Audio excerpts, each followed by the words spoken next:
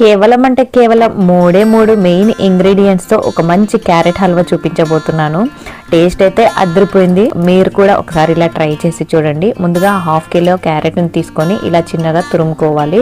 మరీ సన్నగా గ్రేట్ చేసుకోవద్దు, మీడియం సైజ్ లో ఉన్న హోల్స్ దగ్గర గ్రేట్ చేసుకోవాలి. ఆ తర్వాత ఒక ప్యాన్ పెట్టుకొని అందులో ఒక 4 టేబుల్ స్పూన్ల నెయ్యిని యాడ్ చేసుకొని మీకు కావాల్సిన డ్రై ఫ్రూట్స్ ని యాడ్ చేసుకొని అవి లైట్ గోల్డెన్ బ్రౌన్ కలర్ వచ్చేంత వరకు వేయించుకొని పక్కకు తీసుకోవాలి. ఆ తర్వాత గ్రేట్ చేసుకున్న క్యారెట్ ని ఇందులో యాడ్ చేసుకొని మరొక 2-3 టేబుల్ స్పూన్ల నెయ్యిని కూడా యాడ్ చేసుకొని ఒక 2-3 నిమిషాలు నెయ్యిలో బాగా వేయించుకోవాలి. ఆ తర్వాత ఇందులో 1.5 కప్పు పాలని యాడ్ చేసుకొని దీనిని మెత్తగా ఉడికేంత వరకు 3-4 నిమిషాలు ఉడికించుకోవాలి. ఆ తర్వాత ఇందులో ఒక 1/2 కప్పు షుగర్ ని యాడ్ చేసేసి బాగా మెల్ట్ అయిపోయి దగ్గర పడేంత వరకు మరొక 2-3 నిమిషాలు ఉడికించుకోవాలి. ఇలా దగ్గర పడిన తర్వాత ముందుగా వేయించుకున్న డ్రై ఫ్రూట్స్ ని అలాగే ఇలాచీ పౌడర్ ని యాడ్ చేసేసుకొని మరొక నిమిషం పాటు ఫ్రై చేసుకుంటే ఎంతో టేస్టీ అయిన హల్వా రెడీ అయిపోయింది.